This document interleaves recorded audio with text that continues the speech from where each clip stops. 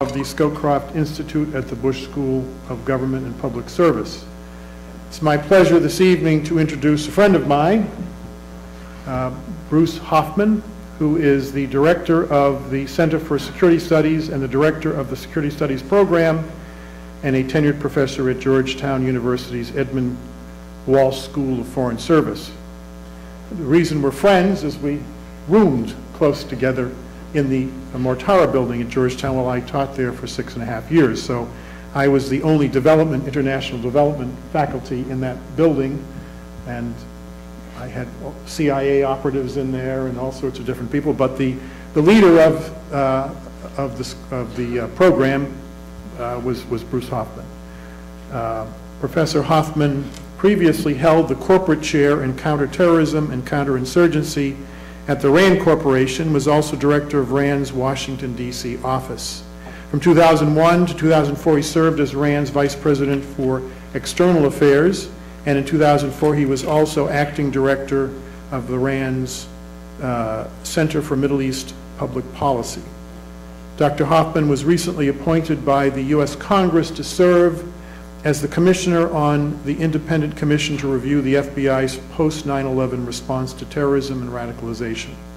Professor Hoffman was scholar in residence for counterterrorism at the Central Intelligence Agency between 2004 and 2006. He was also advisor in counterterrorism to the Office of National Security Affairs at the Coalition Provisional Authority in Baghdad, Iraq. In the spring of 2004 to 2005, he was advisor on the counterinsurgency to the Strategy, Plans, and Analysis Office at the Multinational Forces Headquarters in Iraq. Dr. Hoffman was also an advisor to the Iraq Study Group, the famous Iraq Study Group, and is a member of the National Security Preparedness Group, the successor to the 9/11 Commission, and again co-chaired by Governor Thomas Keane and Congressman Lee Hamilton. Dr. Hoffman is the global scholar at the Woodrow Wilson International Center for Scholars, a senior fellow at the Combating Terrorism Center at the U.S. Military Academy at West Point, and I could go through on and on his background. I think most of you know, or if you don't, we have the preeminent authority in the United States on terrorism. His textbook, Richard tells me, and I've heard from many other people, certainly at Georgetown, is the text. And it was reissued, as I understand it, in May 2006, and an updated version has been translated into 10 languages. The Washington Post described Inside Terrorism as brilliant and the best one-volume introduction to the phenomenon when they wrote a review in 2006. The third edition will be published in 2016. Professor Hoffman has 2 forthcoming books, one of which I think you were working on when I was at Georgetown, because I remember you talking about it. The first is The Evolving Global Terrorist Threat, Cases from 9/11 to Osama bin Laden's Death, which will be published by Columbia University Press in 2014. And his second book, Anonymous Soldiers, The Struggle for Israel, 1917 to 1914, that will be published next year. Professor Hoffman, it's an honor to have you here this evening.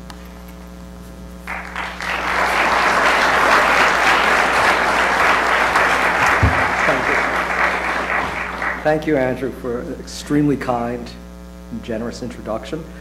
Delighted to be in Texas. My wife actually is a Texas native. I went to Baylor, so unfortunately she couldn't come, but I know all about Texas, and I know the rivalry. This is the book that Andrew spoke about that was just released, The Evolution of the Global Terrorist Threat, from 9/11 to Osama bin Laden's death. Unfortunately, it's past Halloween, otherwise it would have made a great gift because it's so scary. That's actually what I want to speak to you about tonight. Amazingly, this is actually my 6th presentation, literally in 24 hours. So when I come to Texas, I at least, am extremely active. And I decided, since this was a lecture, and because I am kind of old-fashioned, I don't have a PowerPoint, I'm not going to wander around, but rather I wanted to actually formally present a paper, which means you'll have to listen to me read rather than speak from notes. And I wanted to do this for one main reason. I wanted to put into context what's happening today, because we all can read the news and we all know what the threats are. And actually that was the purpose of this book, The Evolution of the Global Terrorist Threat, was to understand Al-Qaeda's evolution and development and the emergence of the threat over the past decade. And even though I finished, the last paragraph of this paper is in fact taken from the book, which I finished in July 2013, and is proven to be enormously accurate. But I think to understand where we are today, in good academic fashion, is we have to comprehend the context, and that's what I hope to provide you in this brief paper. So I'll speak for a bit less than 30 minutes and then take your questions. On September 11th, 2001, 19 terrorists hijacked 4 airplanes and changed the course of history. What followed was no less consequential: a global war on terrorism led by the United States that resulted in Al-Qaeda's expulsion from Afghanistan, the loss of its training camps, operational bases, and command headquarters in that country, and the killing and capture of hundreds of Al-Qaeda terrorists. More than a decade after the 9/11 attacks, it remains clear that even if we always knew why we were fighting this war, we arguably were never entirely certain who we were fighting. When the enemy appeared to be exclusively the core Al-Qaeda organization founded and led by Osama bin Laden, the answer was obvious. But when it involved the multiplicity of actual, putative, or suspected Al-Qaeda affiliates or associates, or the so-called franchises and casual hangers-on, or the array of wannabe jihadis and lone wolves, or more recently, an even more extreme splinter organization, the answer was often less clear. Not surprisingly, therefore, profound disagreement arose in academic as well as government circles over the nature of the threat, the importance and relevance of Al-Qaeda itself, and following its expulsion from Afghanistan, whether a leaderless process of terrorist radicalization and violence had superseded a leader-led one. Arguments were made that Al-Qaeda had ceased to exist as an organization, that it had practically disappeared as a hierarchically structured entity, and that the movement that existed at the time of the attacks on New York City and Washington, D.C., had either evolved or disintegrated into a mere idea or a shell of an ideology, an amorphous phenomena devoid of leadership and strategy. The main terrorist threat was then decreed to no longer come from articulated jihadi groups and organizations, but rather to emanate from independent, self-constituted local cells or from isolated, self-selected individuals, the bunches of guys theory. A countervailing view throughout this period challenged these assumptions. It held that Al-Qaeda had persisted as a distinct and active terrorist organization, and that until his death, bin Laden continued to exercise an important degree of command and charismatic influence over both Al-Qaeda's ranks and the global jihadi movement allied or associated with it.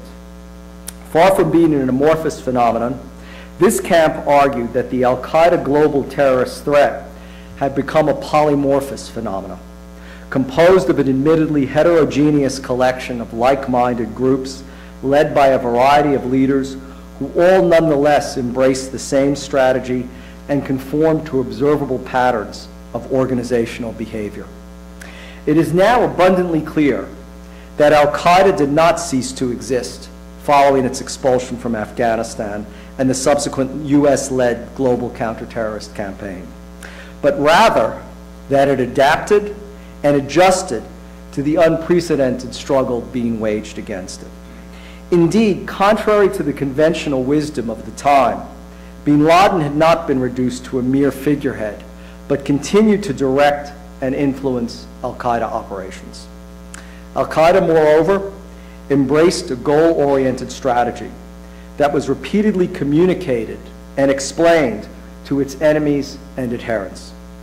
Although its core leadership was progressively eroded by death or capture, and its operational capabilities commensurately degraded, the fact remains that during this period, Al-Qaeda also consistently expanded its ties with affiliated and associated groups who often took the initiative in allying themselves with Al-Qaeda while continuing to plan and less regularly successfully execute terrorist attacks in a variety of countries.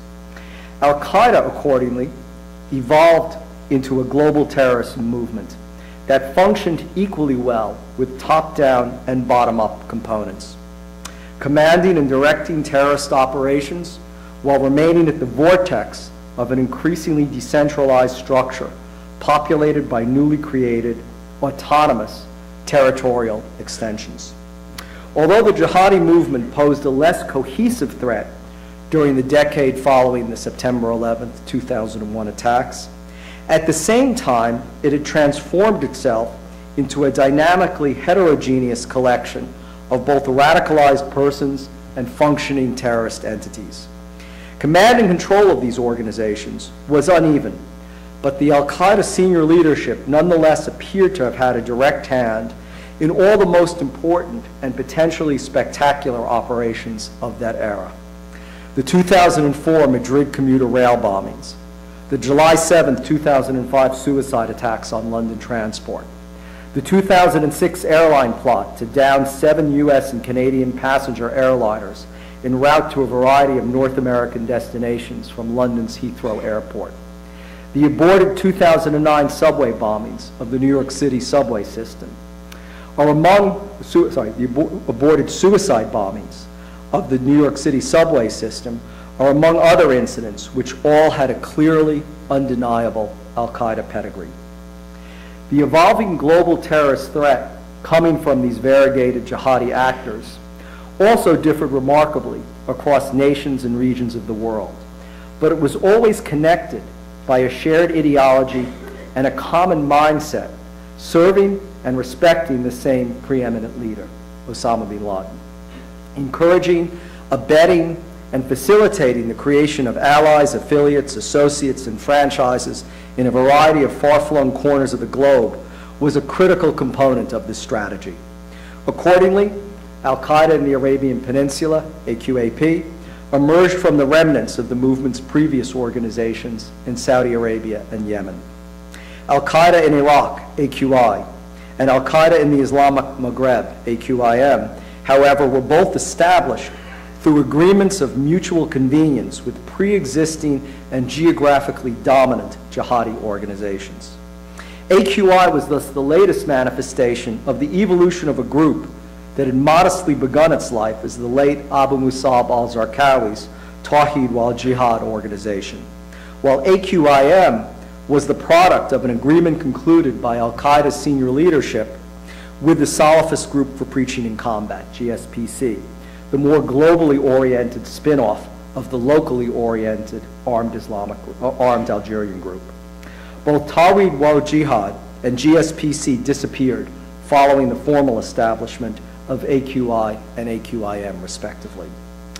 This decentralization resulted in the transformation of Al-Qaeda into a complex terrorist structure that included a surviving central nucleus with increasing numbers of territorial affiliates. Interaction between what was various or has variously been called Al-Qaeda Central, Core Al-Qaeda, or the Al-Qaeda senior leadership, and its affiliates and allies, including interaction between these respective local and regional entities, varied enormously, depending on the latter's antecedents, organizational history, commanders, internal dynamics, operational circumstances, and capacity to function independently of a parent organization. Regardless, a distinctive, often exclusive bond was forged between Al-Qaeda's general command and its territorial extensions. Indeed, the leaders of AQAP, AQI, AQIM, and Al-Shabaab, for example, all pledged bayat, or an oath of fealty, to the emir of Al-Qaeda Core, first to bin Laden himself, and then following his death to Ayman al-Zawahiri as well. At the same time, Al-Qaeda leaders tried, with limited success, to promote, primarily through the organization's online propaganda efforts, the mobilization of self-selected, independently constituted cells of self-radicalized individuals, or so-called lone wolves. That is, persons operating entirely on their own in many countries of the world, but most especially in the West. Inspired by Al-Qaeda's ideology, they generally lacked significant, much less actual connections with existing terrorist organizations. But by inspiring, motivating, and animating this array of self-trained, auto-radicalized jihadis, Al-Qaeda could capitalize on their ideological affinity and exploit their violent inclinations simply by providing sufficient encouragement to carry out jihad. Accordingly, in the years following September 11th, it was no longer possible to equate the global terrorist threat solely with the threat posed by core Al-Qaeda.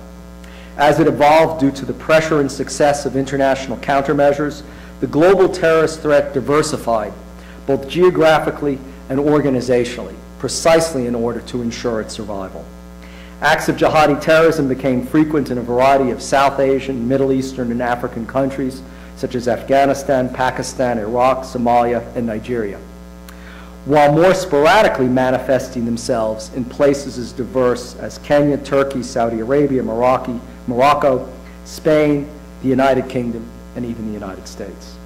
Organizations including the Afghan Taliban, its Pakistani counterpart, as well as AQI, AQIP, AQIM, and Al-Shabaab, all presented the most serious and sustained threats in the countries in which they operated, often in alliance with other terrorist or insurgent groups active in those same operational venues.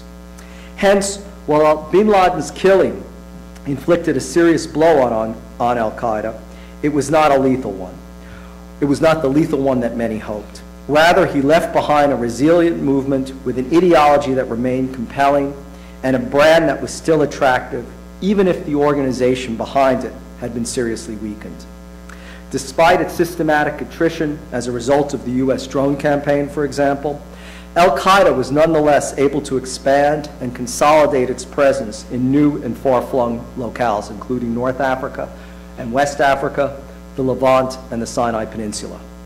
Al-Qaeda thus demonstrated a remarkable ability to continue to replenish its ranks with new recruits and adherents, similarly to project a message that still found an audience in various corners of the world, and to articulate a strategy that continues to inform both the movements and the Corps' operations and activities, which today is championed by bin Laden's successor, al-Zawahiri.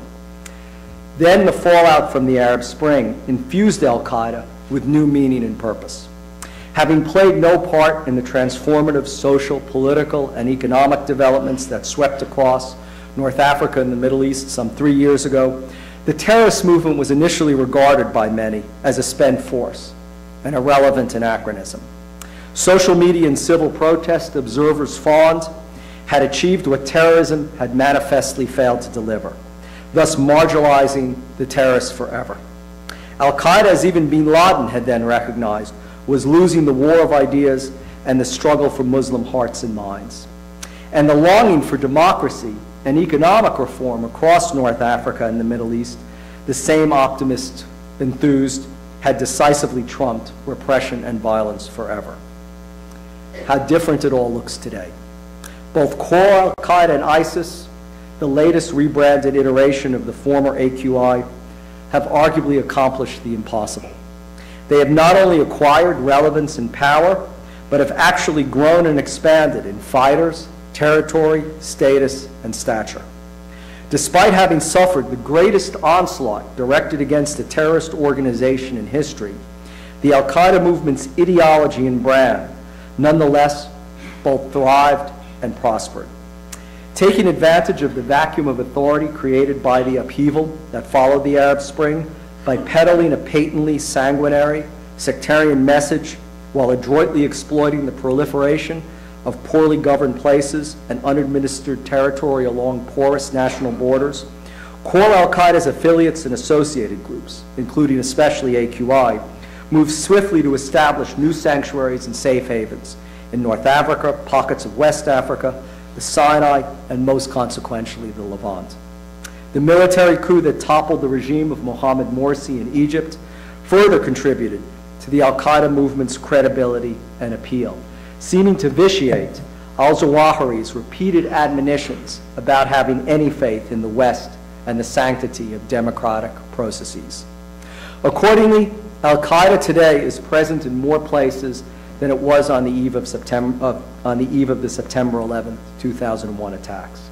It currently maintains at least 17 major networks and at least as many theaters of operation, more than double the number of 6 years ago. Hence, despite repeated U.S. government proclamations heralding its impending strategic collapse, against all odds, Al-Qaeda has survived. 30 years ago, British Prime Minister Margaret Thatcher said that publicity provides the oxygen that terrorists breathe. In the Al-Qaeda movements and ISIS's cases, continued access to sanctuary and safe haven is undeniably the oxygen that sustains both and has enabled the overall movement to expand both geographically and numerically in recent years. Syria has played an especially critical role in Al-Qaeda's efforts both to reinsert itself back into the region's politics and to appear relevant. That country is regarded as treasured Muslim territory, referenced by the Quran and Hadith. It's also an ancient conflict between Sunni and Shia. What is today Syria was formerly a province of the Ottoman Empire that was administered from Damascus and included Islam's third holiest shrine, Jerusalem's Al-Aqsa Mosque and Dome of the Rock, as well as the rest of Palestine, Jordan, and Lebanon. It is also geographically contiguous with two of the jihadi movement's most hated enemies, the Hashemite Kingdom of Jordan and the Jewish state of Israel, therefore presenting tremendously appealing targets for the struggle's next phase. Both AQI and Jabhat al-Nusra's success in Syria is a particularly alarming case in point. Jabhat al-Nusra, of course, being Al-Qaeda's arm in Syria. These organizations provided the broader movement precisely the relevance it had lacked and enabled Al-Qaeda's ideology to gain newly acquired traction and again to become a player and force in Middle Eastern politics. Its rebranding as ISIS and attempts to absorb Jabhat al-Nusra, the Syrian-based clone that the ISIS had created, Al-Qaeda's arm in the region, also evidenced that splinter's newly acquired strength and confidence, that being ISIS. Not surprisingly, Syria is often described as a quote-unquote perfect jihadi storm, much worse than Afghanistan was 3 decades ago. Both Syria and more recently Iraq as well have undeniably become magnets for foreign fighters, with violence theologically justified by religious edicts provided by leading Muslim clerics, riven with strong sectarian grievances that drive the violence, and where rebels, including core Al-Qaeda loyalists like Jabhat al-Nusra, as well as the more powerful renegade ISIS, have benefited from the largesse of wealthy Arab Gulf patrons. But a critical distinction between the struggle in Afghanistan during the closing decades of the 20th century and in Syria and Iraq in the early decades of the 21st century is the evolution of information technology and communications. The growth and communicative power of social networking platforms such as Facebook, YouTube, Twitter, Instagram, Flickr, WhatsApp, among other such social media, has transformed terrorism, facilitating both ubiquitous and real-time communication between like-minded radicals with would-be recruits and potential benefactors, thus fueling and sustaining these struggles to a hitherto unprecedented extent. Hence, it is common nowadays for foreign fighters prosecuting these conflicts to amass thousands of followers on platforms such as Twitter and Facebook. They communicate with their audiences often on a daily basis, and sometimes multiple times each day, providing first-hand, immediate accounts of heroic battles and more mundane daily activities, making jihad accessible and comprehensible on a uniquely intimate and personal basis. Fighters invite, motivate, animate, and summon their Twitter followers and Facebook friends to come to Syria and Iraq and partake of the holy war against the apostate Assad regime and that of formerly of Nouri al-Maliki and now of Haidar al-Abadi. Blatant sectarian messaging and divinely ordained clarion calls to resist Persian domination and help determine the outcome of the eternal struggle between Sunni and Shia, and the latter's Alawite satraps, provide additional compelling incentives. Indeed, a recent ISIS recruitment video posted on the internet featured heavily armed militants with distinctive British and Australian accents, trumpeting the virtues of jihad and the ineluctable religious imperative of joining the caravan of martyrs. In this context, it is noteworthy as well that the on-camera executioner of the 2 American journalists and British aid worker recently displayed on the internet hails from the United Kingdom. It is therefore not surprising to find that all of Al-Qaeda's most important affiliates, Al-Shabaab, Ansar al-Sharia, Boko Haram, the Abdullah Azzam brigades, Al-Qaeda in the Islamic Maghreb, Al-Qaeda in the Arabian Peninsula, Jabhat al-Nusra, the Afghan Taliban, as well as the renegade splinter group ISIS, all have Twitter accounts on which they regularly tweet. The advantages of the new social media to terrorists are manifold: ease, interactivity and networking, reach, frequency, usability, stability, immediacy, publicity, and permanence are benefits reaped by those terrorist organizations exploiting and harnessing these technologies. A new generation of celebrity fighters is also being created, heralded and extolled in a familiar vernacular to Facebook friends and Twitter followers alike. Technological advances in digital media and social platforms are not the only innovations in warfare that have piqued Al-Qaeda's and ISIS's interest. There are already indications that Syria's ongoing civil war, coupled with the focus on the use of chemical weapons by both government and opposition forces, have sharpened both groups' ambitions and interests to obtain nerve agents, poison gas, and other harmful toxins for use as weapons. For example, in May 2013, Turkish authorities seized 2 kilos of sarin nerve gas, the same weapon used in the 1995 attack on the Tokyo subway system, and arrested 12 men linked to Al-Qaeda's Syrian affiliate, Jabhat al-Nusra. Only days later, another set of sarin-related arrests was made in Iraq of ISIS operatives overseeing the production at 2 factories, one of which was dedicated to sarin and the other to producing mustard blistering agents. It is also now apparent that core Al-Qaeda has a deeper bench than once was imagined. The Al-Qaeda senior leadership is able to draw on this bench to replenish its decimated ranks, often with individuals who, while mostly unknown outside the movement, nonetheless have tremendous credibility within it. Many are veterans of the Afghan-Soviet War and accordingly have at least 30 years' experience as mujahideen, fighting the movement's variegated foreign and domestic enemies. Their ascendance within Al-Qaeda to positions of importance demonstrates that even while the U.S. drone campaign has made deep inroads among the established Al-Qaeda senior leadership, the movement still possesses the capacity to replace eliminated commanders with competent successors. To ensure its longevity in ways involving rank-and-file fighters, core Al-Qaeda has also begun to diversify its principal recruitment pool.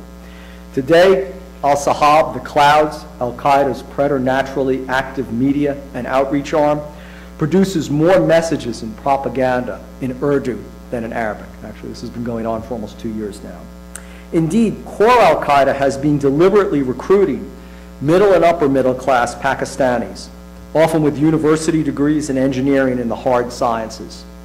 The recent announcement of the formation of AQIS, Al-Qaeda in the Indian subcontinent, further demonstrates core Al-Qaeda's shift from an Arab to a South Asian demographic base. Al-Zawahiri's appointment in 2013 of Nasir al-Wuhayshi, the founder and commander of AQAP, as Al-Qaeda's deputy commander, is indicative of a revitalized strategy to extend the movement's reach deeper into the Middle East and Africa. By creating an ancillary regional headquarters to direct, coordinate, and support operations, core Al-Qaeda is able to project force and exert some coordination over its distant affiliates and associates, and therefore have some influence on battlefields far removed from its South Asian base. Despite Al-Qaeda's current focus on local and regional conflicts, the movement has not lost its desire to target the United States and the West. The attention to attack further afield remains undiminished, albeit temporarily put on hold until these local and regional situations either evolve or resolve themselves. AQAP's efforts and intentions in this regard are unrelenting. Moreover, as a result of the upheaval in North Africa and the Levant in particular, it is possible that other affiliates may use these bases as potential launching pads for attacks in Europe and elsewhere. Just a few years ago, for instance, Al-Qaeda possessed only 3 such potential bases for mounting international attacks: Afghanistan, Pakistan, and Yemen. Today, that number has doubled to include Syria, Iraq, Turkey, and perhaps countries in North and West Africa as well.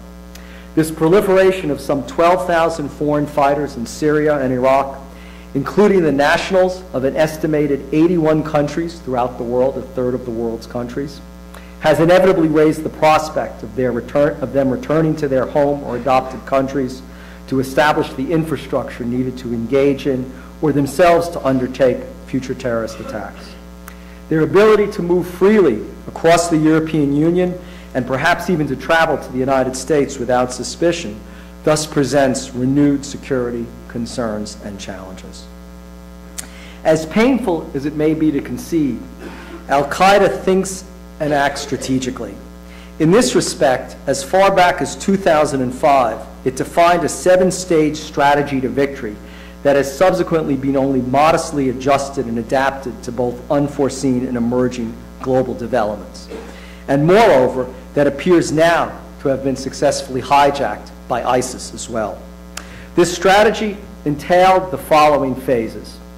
You can compare them to the reality of today. First, the awakening stage, which lasted from 2000 and 2003 and coincided with the September 11th, 2001 attacks, which was described in Al-Qaeda's propaganda as, quote-unquote, reawakening the nation by dealing a powerful blow to the head of the snake in the U.S. And check that one off. Second was what they described as the eye-opening stage from 2003 to 2006, which unfolded after the United States invasion of Iraq and was allegedly designed to perpetually engage and enervate the United States and the West in a series of prolonged, costly overseas expeditions. Check that one off too, actually. Third, the rising up and standing on the feet stage between 2007 and 2010, which entailed Al-Qaeda's proactive expansion to new venues of operations, precisely as we have seen occur in both West Africa and the Levant. Fourth was described as the recovery stage, or the expansion stage, which continued after bin Laden's killing and sought to exploit the new opportunities created by the Arab Spring to topple apostate regimes, especially in Syria.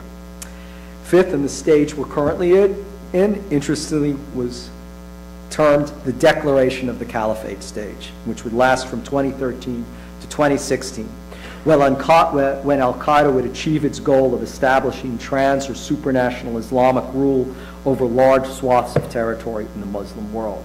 ISIS has patently stolen a march on Al-Qaeda in this respect. Sixth is the penultimate total confrontation stage, envisioned to occur between 2016 and 2012, after the caliphate is being created and an Islamic army arises and commences what is described as, quote-unquote, the final fight between the believers and the non-believers. And the final stage, termed the definitive victory stage, is meant to occur from 2020 to 2022, when the caliphate will ultimately triumph over the rest of the world.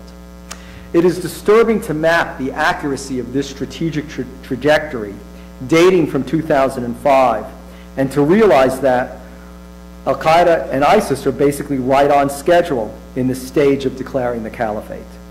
Further, no matter how half or even quarter-baked its grandiose pretensions may be, the fact remains that propaganda doesn't have to be true.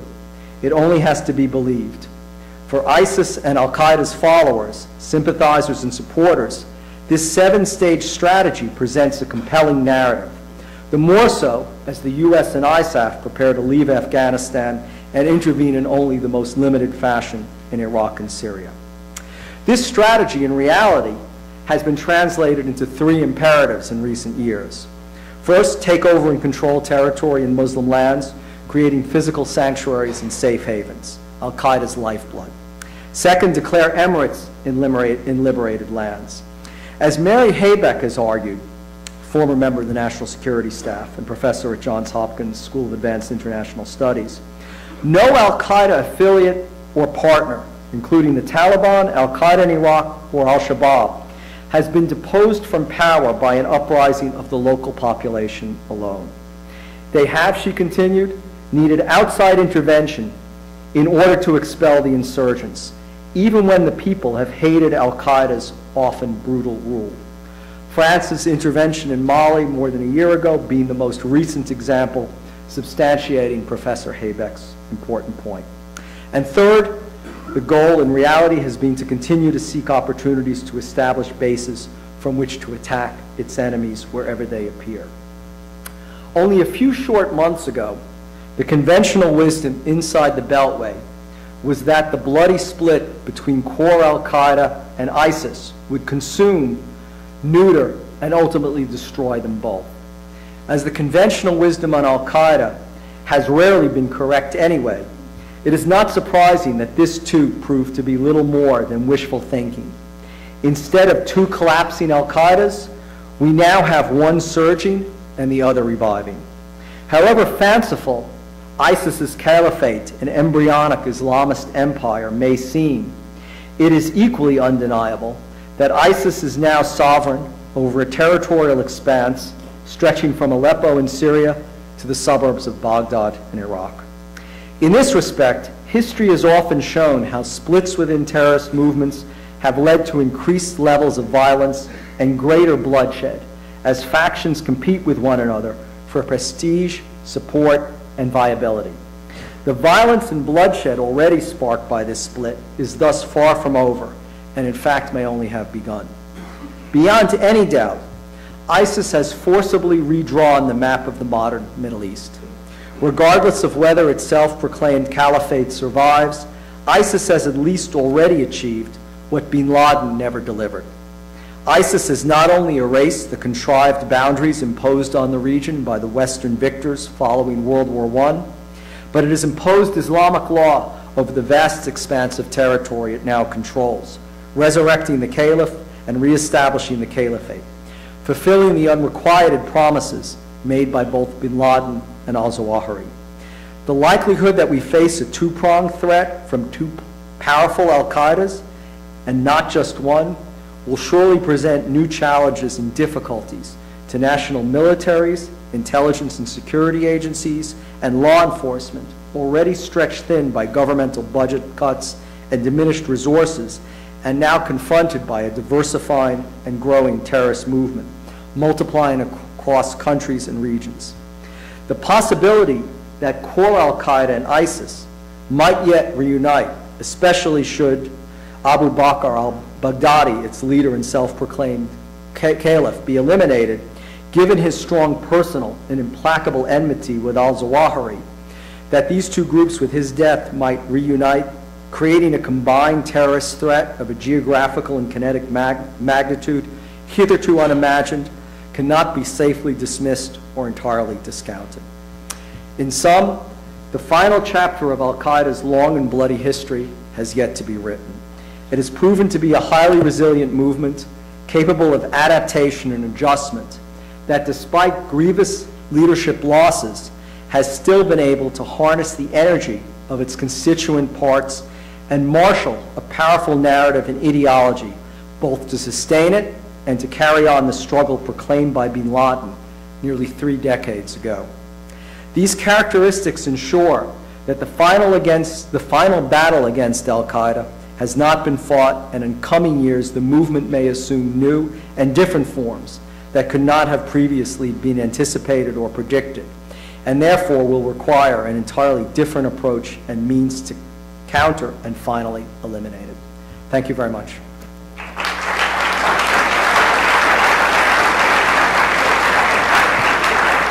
Okay, so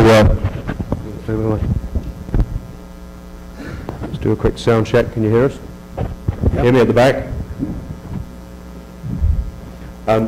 Before we start, just looking around the room at the number of core that are here, and for those who are about to serve or contemplating serving, for those who actually are still serving and about to return to duty. I did 20 years in special operations on counterterrorism, and this is not a plug by any means.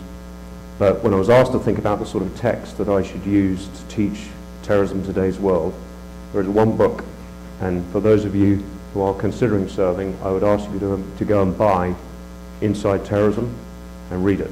It's probably one of the most valuable books that you will read to get your head around this huge problem. Now, in terms of questions, I think what we want to do, rather than create a big line up both sides, Don, how many? 3 at a time? Just stack them up behind the mics? Okay, if you have a question, you can see the microphones either side. Rather than raising hands, just move off to the side, 2 or 3 at a time, and the floor is yours.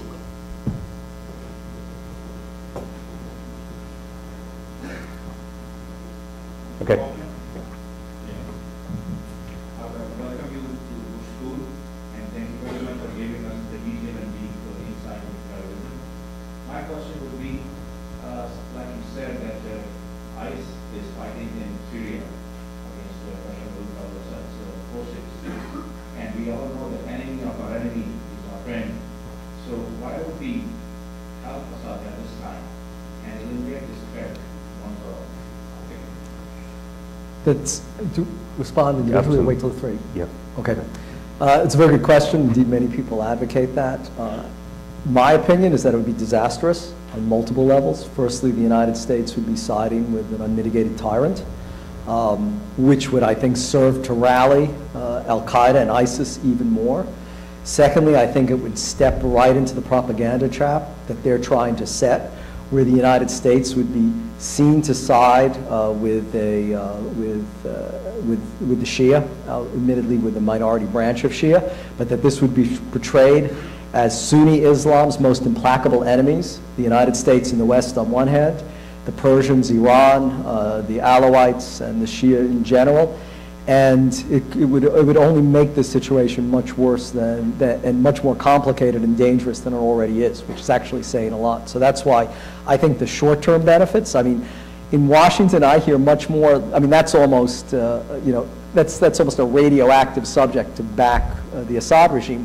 What you do hear within the Beltway are arguments that, given that the United States is involved in negotiations with Iran over its nuclear program, couldn't those negotiations perhaps lead into some sort of modus vivendi or alliance where we could combine forces? I think that would be disastrous. It would step exactly into a propaganda trap that would really, I think, facilitate our adversaries' repeated arguments that this is a clash of civilizations that we deny. We'd be handing that on a silver platter and would just polarize the situation and make it worse. So I think we have to avoid, I'm all for realpolitik solutions to things and commonsensical, but I think this one would be a disaster. And as I said, I think this would play exactly into the terrorist Al-Qaeda and ISIS's propaganda machine. Let's move to the right of the room. Not politically, but... Mr. Hoffman, so Rappaport divides out 4 different waves of terrorism, and this last one is the religious wave. And in the previous ones, he describes as lasting about 20 years, 1 generation, because of, people get tired and they can't pass on that new idea to, or their old ideas to a new generation. But due to the religious component of this generation, especially with the Salafi jihad movement, there's implications that it could potentially last longer. Do we see an end to this generation, or is there implications that could last longer than initially anticipated? Mm-hmm. That's a great question, and it's also very good to summon, an esteemed terrorism expert like David Rappaport and his path-breaking work. I mean, it's interesting. Firstly, the first three phases that he describes were all secular, and I think did largely conform to that temporal framework that he identifies. You've you've hit the nail on the head in essence by saying this latest iteration is religious, and I think that takes us into an entirely different place, because the appeal is much more visceral and personal. It's much more emotional. Violence becomes divinely ordained, and if you're not committing it, you're disobeying your deity. So there's very powerful forces at work that also, I think, significantly no temporal boundary. Of course, the Taliban in Afghanistan always used to say, you know, you have the watches, we have the time, and I think that's absolutely true. That this is seen as an ageless struggle. I mean, just as the conflict between Sunni and Shia is never ending, that this is now taken its place, I think, in the same sort of context. So I think it's certainly generational. And I would also, Richard, that was very kind. Thank you very much for praising Inside Terrorism. I would recommend something else to read that's free. If you go to the internet, there was a great article this past weekend in the New York Sunday Times Magazine by someone named Theo Podnos, who's actually, his pen name is Peter Theo Curtis. He was actually the American journalist that was released in September, that was not beheaded, obviously, that was not beheaded if he's writing an article. Fascinating. Did anybody read it? Has anybody seen it? Okay. I mean, it's fascinating, isn't it? Especially go to page 49, and he talks about, now he was mostly with Jabhat al-Nusra, and also he converted to Islam. Towards the end of his captivity, he was sort of, became the sidekick to a leading Al-Qaeda fighter to an emir. I've got the quote in my briefcase. We don't have time for me to pull it out, but look for it yourself. It was on page 49, at least, of the print edition. And what he describes is how the children in these jihadi encampments they all walked around with pouches or backpacks with wires poking out of them, that they were all, firstly, he thought they were all aspiring to be suicide terrorists, and their fathers were certainly talking to them that, like, but he actually thought some of them actually did have explosives on them. But he has this immensely, now don't forget, he was in captivity for 2 years. And also, you read that article, I think there's a certain, quite understandably, he was, between the lines, he was tortured and abused heinously. I mean, beyond our imaginations. I mean, I know from people who were there, I mean, endless amounts of waterboarding, and you could imagine the sort of cathartic satisfaction. I mean, to the point that that some of these hostages were near death from it. So he did not have a pleasant time. So one has to, excuse that he sort of glosses over that. But what I'm saying is that he's not someone who's writing an entirely condemnatory polemic, but he makes the point that the main message in these camps to Western fighters is that they don't need the Western. They have plenty of fighters. The reason they're recruiting people from the West is to have them go back to the West and have children that also train to be suicide bombers. And, it's this enormously riveting first-hand account where he says this is a struggle. He's, absolutely explicit. That is conceived of to last generations. And he points to these 8-year-olds. So, yes, I think that is the... And that's our problem is, we have a short attention span. The past 13 years have already been enormously costly in terms of lives lost, lives destroyed because of physical injury and infirmity, expenditure that is been lost. So, but nonetheless, I think we have to realize that this is a war that continues, unfortunately. Okay, let's move to the left-hand side. Well, I think there's been agreement that the use of social media by ISIS and Al-Qaeda has been a strength for propaganda recruitment. My question would be, do you think that that's also a vulnerability that the U.S. could potentially exploit for targeting? And then how would that go about? How could we exploit that? Well, that's a very good question. It certainly can be exploited for intelligence and for information. I mean, it does have value in that respect. I mean, what I worry more about is that we're so feckless and inefficient in the counter-messaging and we just don't understand it. Or, as I was saying to a group of students earlier before my lecture, that, all these apps and social media platforms are basically invented in the United States, and yet somehow we're surprised when our enemies use it and then we're scrambling now to figure out how to respond. I think right now what we should be doing, hopefully we are, but I don't think we are, but hopefully we are, is examining what's being developed in Silicon Valley and elsewhere that's currently in development, that's going to appear in 6, 9, or 12 months, understand what these new communication means are, how they might be used and exploited by terrorists, and how we can have in place means to counter them before they emerge and become a threat. We do very little of that. I think one of the reasons we do very little of it is that there's no metrics in this. And we're in a metric-obsessed country. I mean, this is why we follow sports and we follow stats, whether it's baseball or football or basketball, and we focus on them. But there's no metrics. I mean, the metrics of high-value targeting, of using drones to kill people, what you're getting a return on your investment. until we can look into the soul of a man or a woman, we have no idea that we've prevented them from becoming a terrorist or prevented their radicalization. So I think that this is enormously important. Also, I want to make one other point that I think is very interesting and important. The terrorists always portray their actions and even their propaganda from these social networking apps and so on as, spontaneous, as completely organic. In other words,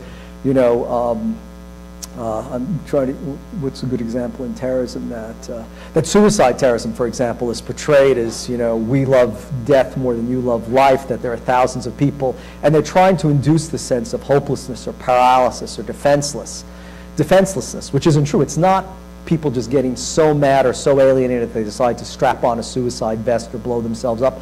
We know that there's an organization, that there's actually a very distinct logistical infrastructure supporting them.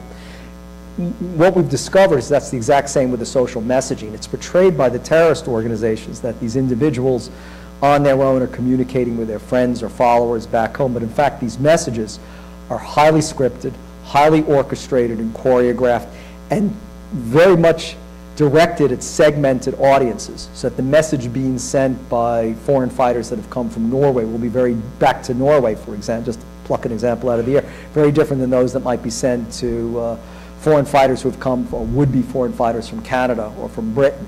So they're controlling this message, and they see it as this enormously important tool that can't be wasted on people. And think of it, in a conflict-riven environment like Syria, there's not a lot of infrastructure. Or in the isolated expanse of the western desert of Iraq, there's no bandwidth to tap into. So how are these people, just pulling out their iPhones or their Samsung Galaxies? I mean, this is part also of a very orchestrated propaganda campaign, and we have to counter it, I think, in a similar manner. Okay. So you've painted a very not good picture going ahead. And one thing that was brought to my mind was this 7-step program that Al-Qaeda is implementing. And you need what came to my mind is that you need 2 people to do this. You need Al-Qaeda to have this idea and these steps, but you also need the U.S. to react. And given what the U.S. has been doing since 2001, it doesn't look like we have much of a plan at all.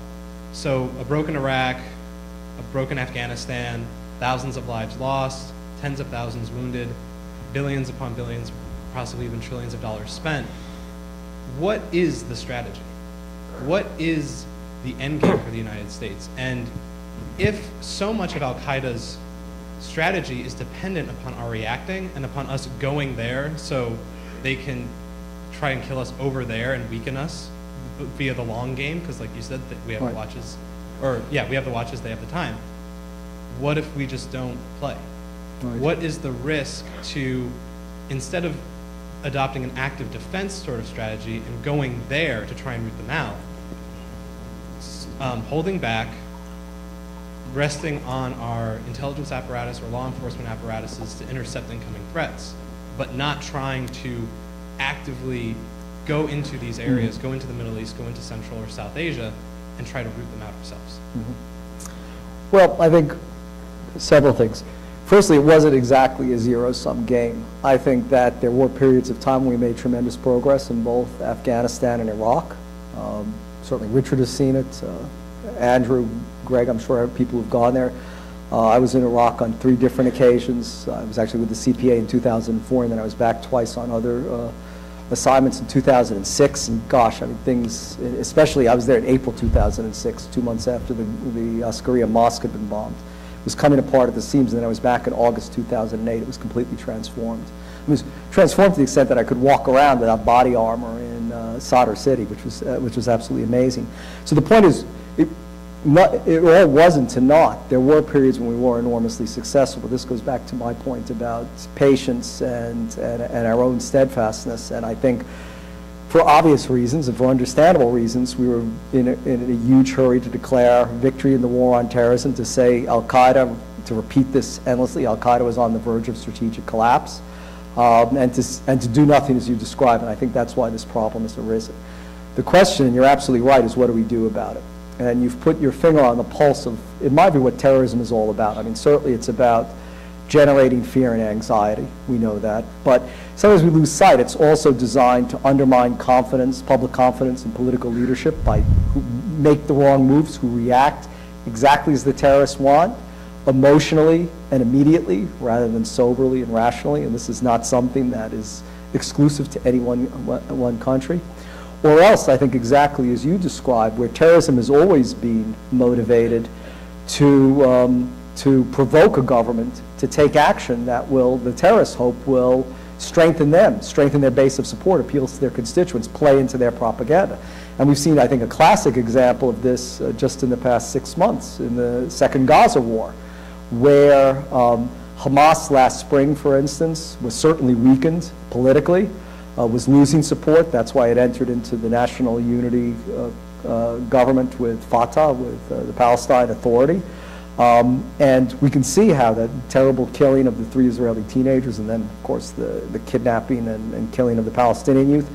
I mean, immediately the reaction from Israel was, in my view, I'm not saying they shouldn't have done anything, but what they did was exactly what Hamas wanted, was launch a war in Gaza, which, of course, immediately Hamas's stature as a resistance movement skyrocketed, won back all the support, in essence, that Hamas had lost, and also has further vilified and marginalized Israel in the international community.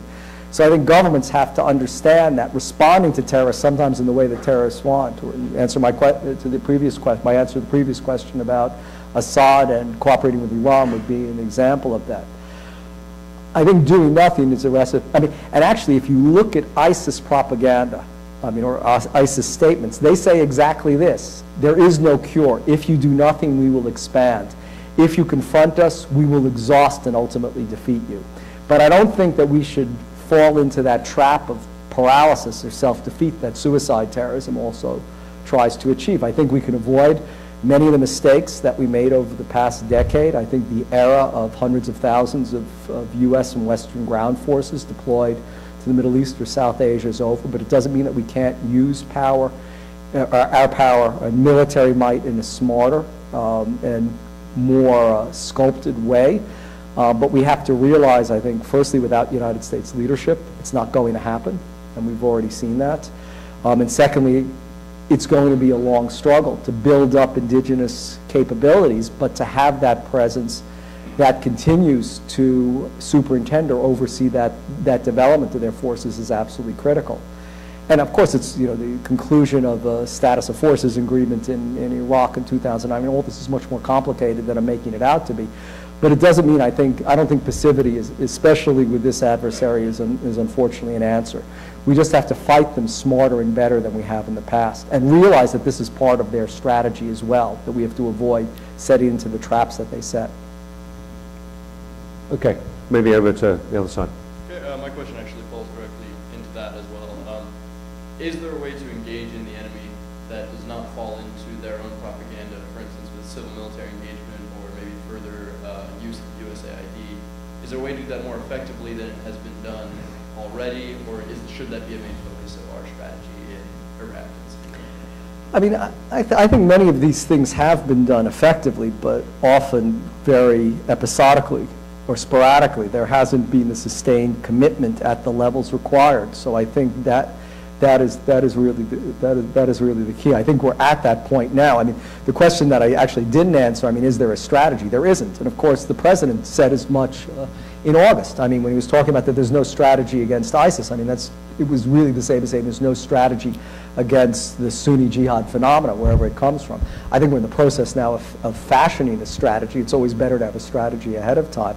I think absolutely, and I've said this consistently over the years, is that it has to involve non-kinetic means as well as kinetic ones. I think we tend to become obsessed with the kinetic ones, again, as I said earlier, because that's where the metrics are clearest, but it doesn't mean that things that you can't measure aren't any less crucial or any less important.